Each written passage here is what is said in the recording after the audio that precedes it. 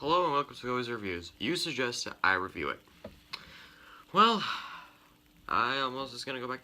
I'm back to school soon, and figured I might as well ease your minds a bit with a couple of reviews for a few days before I go back.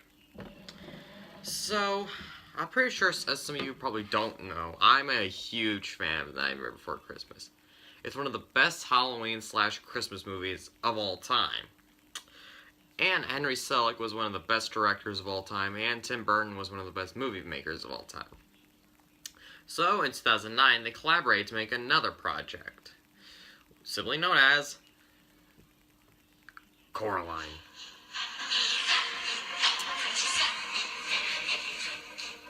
Coraline is an animated movie that was made in 2009, and and like I said before, it was directed by Peter Selick and made by and had Tim Burton help with the movie. Some people say this movie is scary, but, and yeah, while it's a little scary, it's not that bad. So, let's take a look. This is Coraline.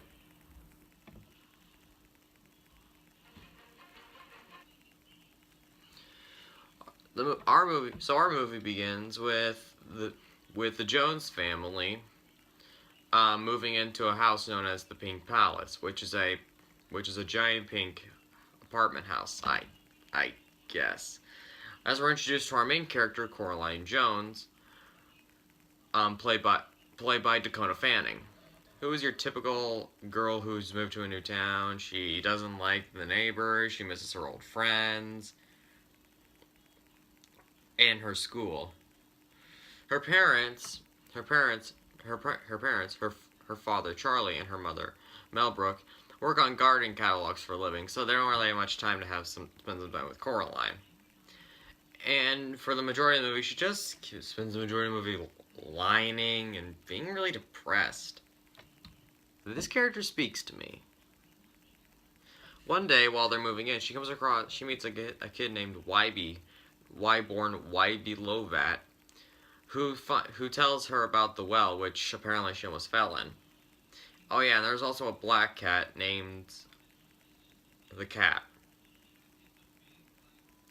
Okay, the last time I dealt with a movie that had a black cat named Cat, I lost my mind. Pull yourself together, guy. The movie just began. Don't put the hate on it already. Just move on. Anyway, so one night, Coraline finds a mysterious door in the living room, and crawls through it, revealing a place that looks similar to her world. The catch is that everybody has button eyes.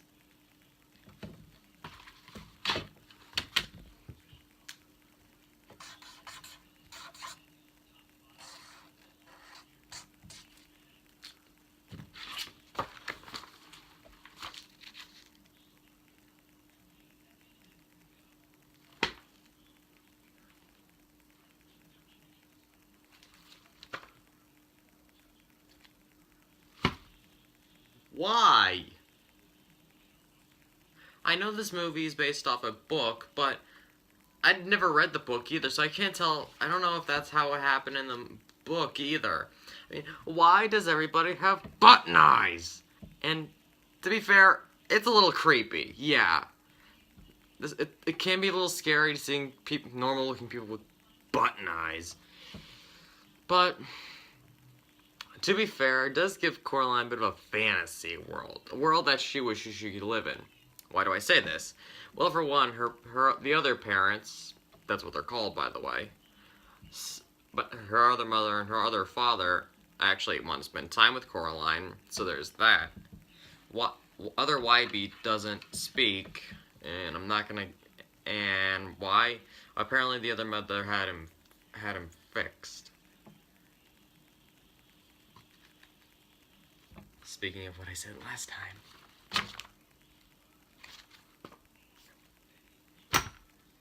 Uh-huh. Only PG, huh? I call back up. Moving on. And After an amazing dinner, Coraline goes to sleep, and the next morning she wakes up in her old house. The whole thing apparently having been a dream. Of course, everyone. Sorry. Just seeing those people with those weird blinkless butt eyes. Of course, everyone thinks that it was all a dream. That's kind of expected. I don't ever heard of anyone receiving Milkshake by Chandelier, but I know I want to now. As we're introduced to the retired actresses Miss Spink and Miss Forcible, and they can't decide whether or not Coraline's in mortal danger or she's going to meet a tall, handsome beast. I'm just gonna say this. Let's just say height doesn't equal beauty in this movie.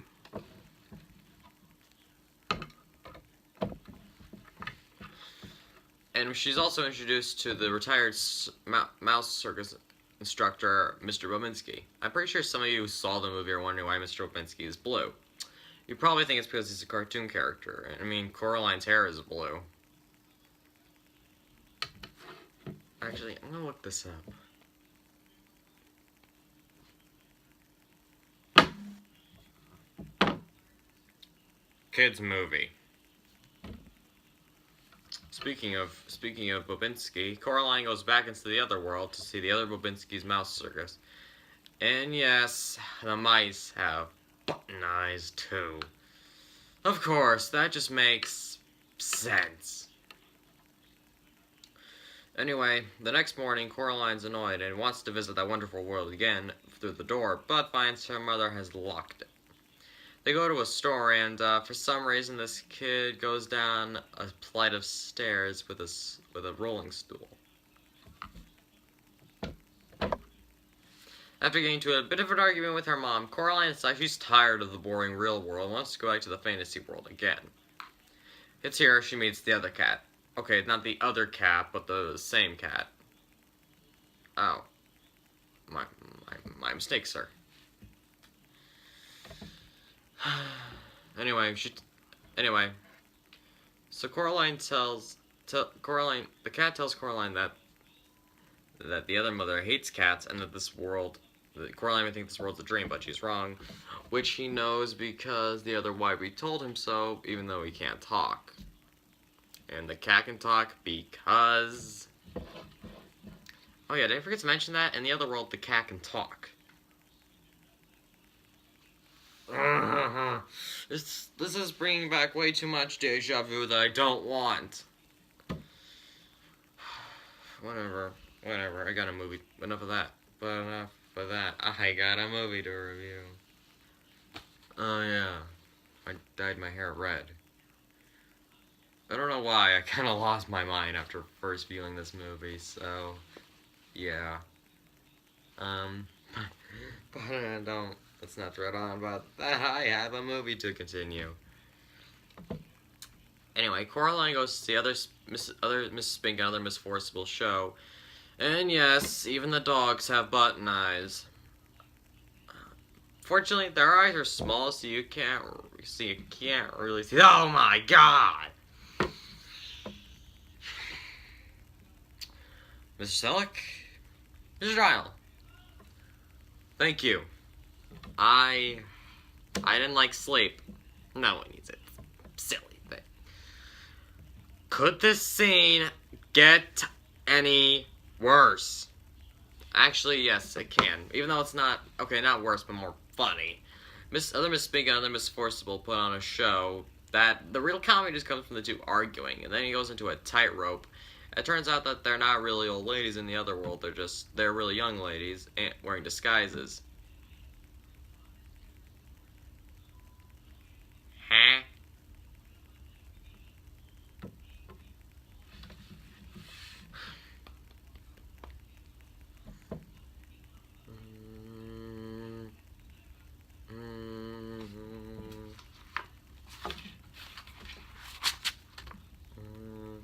Hello?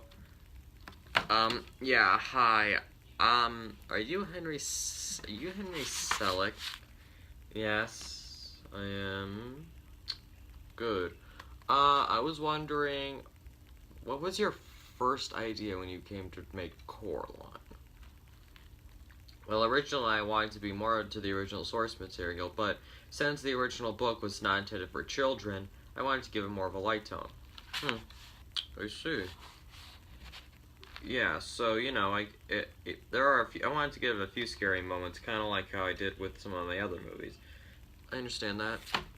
Alright, well, nice talking to you, Mr. Selleck. Take care.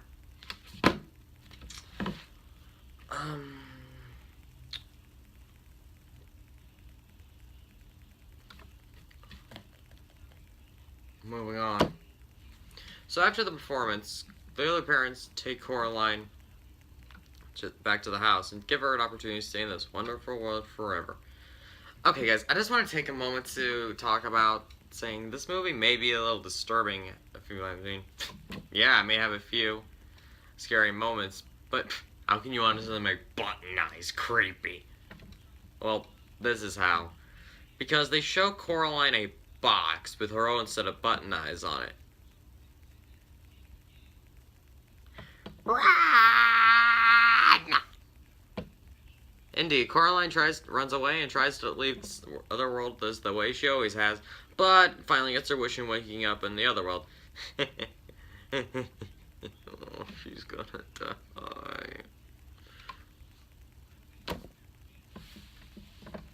You know what? Forget it. I'm just grabbing my, where is it? I'm just grabbing my Peeps bunny here, because Lord knows I'm gonna need it. Lord knows I'm gonna need it.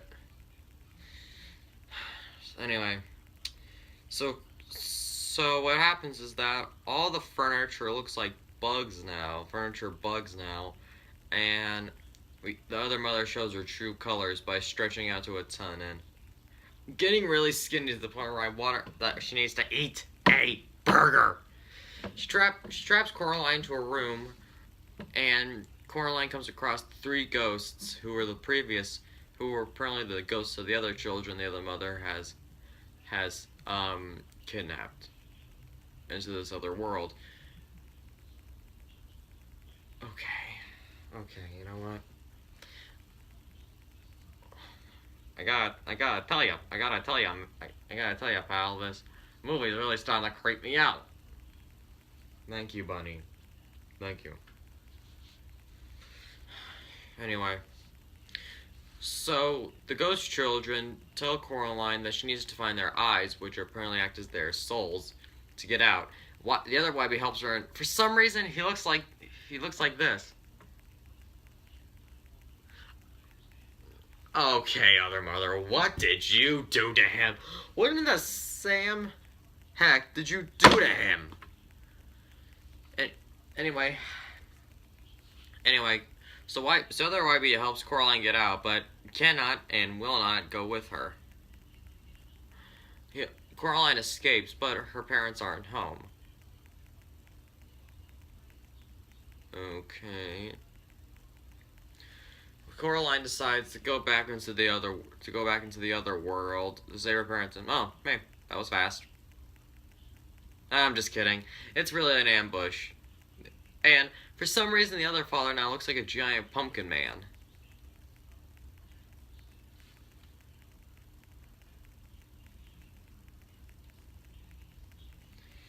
Why does he look like a pumpkin man?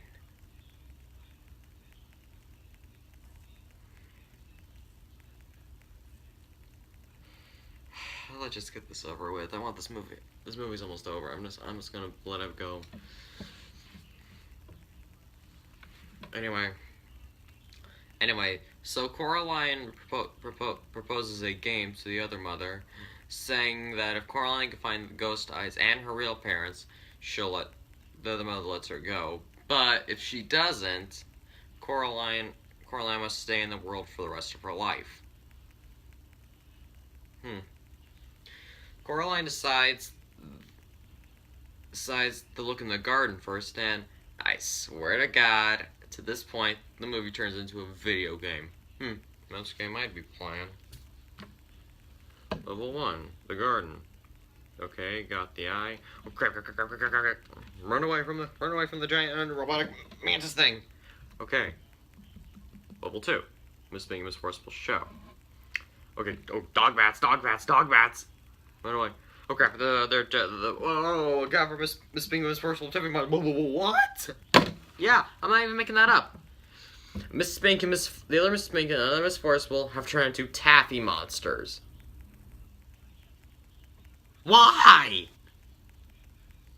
I get that the world is falling apart now and going crazy, but still, this is the point where the movie just starts throwing creepy as heck imagery at us. Anyway, back to the game. Okay, got it. Now, Mr. Bobinsky's circus.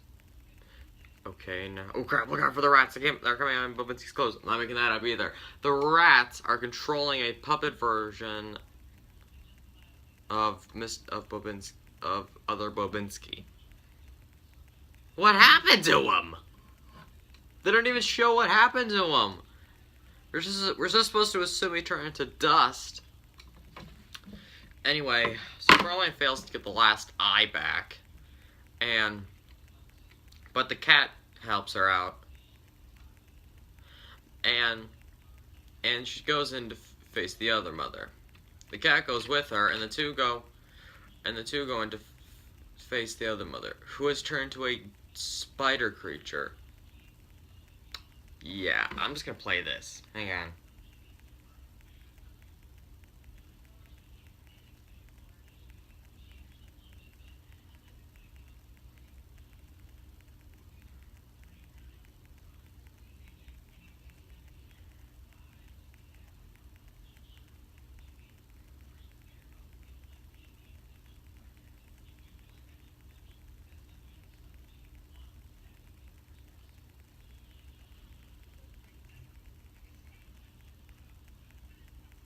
Hang on, I'm just gonna play this.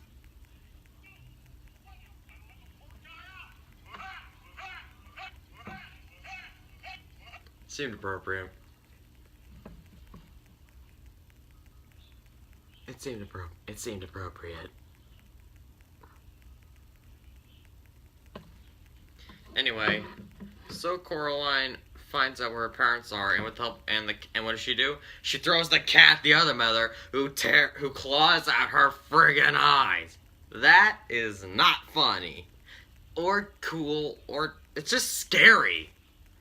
Anyway, Coraline. All right, you know what? I'm just gonna wrap this up. Coraline makes it back. Her parents are free, and the children thank her, and they all live happily ever after. Psych! It's not over yet. Coraline decides she's destined to face the other mother for the rest of her life, but before Dakota Fanning can sign up for sequels, Coraline goes to bury the key. But it turns out the other mother's hand has come to life, and drags Coraline by the necklace, which has the key on it. Wybie comes to the rescue, and they defeat the other mother. So with that, Coraline is happy. Coraline's parents finally get to spend time with her. Coraline has now made some new friends, and they all live happily ever after. So that was Coraline, and it's a really good movie, actually. Don't get me wrong, it's scary as heck, but I could see why being a hit. The characters are likable. The stop motion is amazing as always, and it has all kinds of bright colors it can throw at you. It's kind of like the same transition as Never for Christmas. Sometimes it'll be dark and gloomy, other times it'll be all happy and nice. Then it shows some scary stuff, doubt. But the good part is I finally have a new hair look. So, with all that said, thank you for watching. Thank you for watching. I'm Kobe the Reviewer. I'll see you next time. And sleep well.